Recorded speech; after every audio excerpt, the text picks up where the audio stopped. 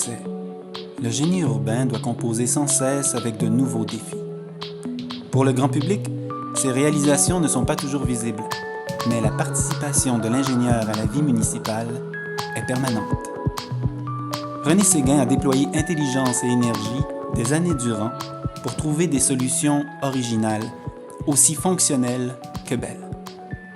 Que l'on pense à la conduite d'amener d'eau vers Charlemagne, utilisant un système de porte-à-faux sur la voie ferrée, au-dessus de la rivière des Prairies, ce qui mit fin au rationnement en eau de 5600 personnes.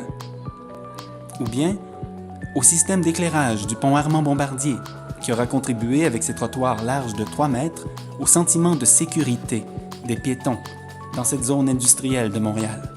La liste pourrait ainsi s'allonger longtemps, mais, en dépit de sa longueur, elle serait toujours partielle, tant chaque projet pour son concepteur est unique et la considération qu'il leur accorde identique.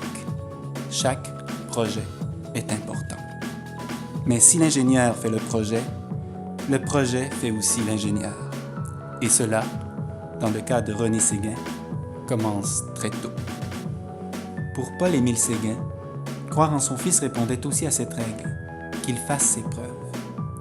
Aussi, bien avant de gravir la montagne qui mène à Polytechnique, René dut maîtriser dans son enfance un autre type de montagne, gracieuseté des camions de déneigement qui déversaient leur contenu dans le parc avoisinant.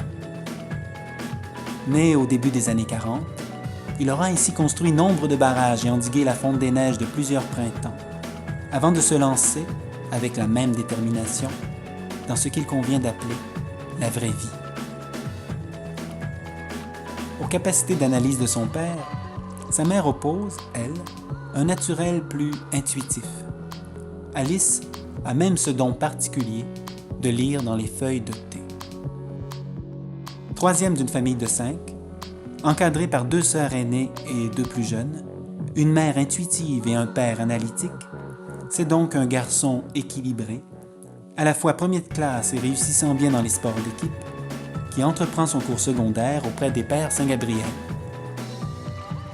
Puis, débutant son cours scientifique, René se retrouve soudainement en milieu de peloton, dans la moyenne. Il comprend vite que le talent ne suffit pas pour réussir et développe dès lors une méthode de travail plus systématique dont il tire parti jusqu'à Polytechnique. C'était une époque où la valeur accordée à un maître, un modèle, n'enlevait rien à l'estime de soi. Au contraire, la forme d'admiration et de reconnaissance qu'on éprouvait pour ceux-là constituait aussi, d'une certaine manière, un entraînement à l'humilité.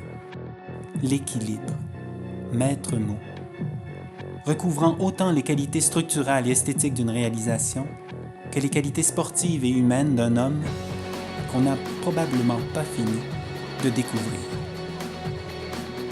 Le constat est clair. La réalisation dont René Séguin est le plus fier, c'est d'avoir contribué à la formation et à l'épanouissement de véritables professionnels, dans la rigueur et le plaisir. Car si on rencontre toujours des difficultés, s'il y a toujours un désert, comme dit le renard au Petit Prince, on demeure responsable de ce qu'on a apprivoisé.